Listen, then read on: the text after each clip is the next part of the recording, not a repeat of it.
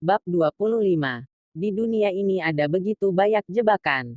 Beberapa hari kemudian, Jennifer Wen menerima telepon dari pihak polisi. Dari perkataan mereka seperti sedang bertanya tentang penyelesaian untuk Herin Liu. Kalau dia tidak menuntutnya maka dia bisa dibebaskan. Karena untuk memberinya pelajaran, maka aku tidak akan melepaskannya. Jennifer Wen menyerahkan seluruh tanggung jawab pada Nicholas Lu. Dia saat ini seperti memiliki tombak kokoh yang bisa melakukan apapun tanpa takut apapun. Pihak polisi mendengar itu langsung mengerti, kemudian menelepon keluarga Wen, memberitahu kalau mereka bersiap membawa masalah Herin Liu ke pengadilan. Anak sialan ini. Richard Wen setelah pulang baru mengetahui berita ini. Tentu saja beritanya telah ditambahi bumbu oleh Bella Zhao. Dari penjelasan yang diceritakan Bella Zhao, hari itu berubah kalau dia dan Herin Liu sedang pergi berbelanja. Kemudian Jennifer Wen melihatnya dan dia tidak hanya merampas barang mereka tapi juga berani memukul mereka. Kemudian, memanfaatkan kekuatan orang di belakangnya membawa Herin Liu ke kantor polisi. Hari itu aku lihat wajahnya begitu merekah. Dia mungkinkah berhasil menduduki posisi di keluarga Lu? Keluarga Lu yang tinggi dan bersih itu bagaimana bisa tertarik dengannya? Orang yang tidak tahu malu dan hanya bisa membuat keluarganya malu. Richard Wen benar-benar marah. Kalau dia tidak bisa melepaskan Herin Liu itu sama saja dengan menjatuhkan harga dirinya apalagi dia di keluarga Zhao memiliki wajah yang tinggi. Jadi ini membuatnya benar-benar kesal. Tapi Jen saat ini benar-benar memanfaatkan kekuatan keluarga Lu dan tidak mau melepaskan Herin Ai. Salahku, kenapa waktu itu tidak berusaha menahannya? Bella Zhao melihat Richard Wen stres, menundukkan kepala, mengelap air mata yang sebenarnya tidak ada, terlihat begitu menyedihkan. Apa yang harus ditahan? Kamu itu orang tua, ibunya. Mana ada cerita kamu yang harus menahan segalanya? Aku sekarang juga akan meneleponnya, dan akan mengajari anak sialan ini baik-baik. Beberapa hari ini, Nicholas Lu selalu di luar dan tidak pernah pulang. Jennifer Wen juga tidak tahu harus bagaimana menghadapinya. Dia juga tidak mungkin meninggalkan rumah keluarga Lu, dan lebih tidak mungkin menghindari lelaki ini. Ya perasaan yang mengelilinginya saat ini hanyalah kepasrahan. Jennifer Wen membuka laptopnya, dan membaca dokumen di depannya. Hansen Bai barusan meneleponnya, dan mengatakan sudah mencarinya suatu pekerjaan, walaupun bukan pekerjaan yang sibuk dan bertaraf tinggi tapi itu masih membuatnya gugup.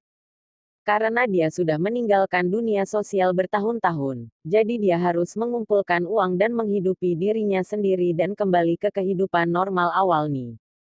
Karena lagi pula di sisinya tidak ada seorang pun yang bisa dia percaya. Dia hanya bisa bergantung pada dirinya sendiri dan melepaskan diri dari keluarga Lu, keluarga Wen dan pasti akan ada satu hari dia bisa membawa ibunya terbang jauh dari sini dan meninggalkan tempat yang membuatnya menderita ini. Dan kebetulan, pekerjaan ini bisa jadi alasannya untuk menghindari kesempatan bertemu dengan Nicholas Lu. Saat telepon Richard Wen masuk, Jennifer Wen sedang bekerja. Hansen Bai mengenalkannya pada sebuah perusahaan periklanan tingkat tengah. Karena dia adalah pendatang baru, jadi pekerjaannya tidak terlalu sibuk, paling hanya membantu rekan-rekannya menangani dokumen dan mengurusi pekerjaan kecil.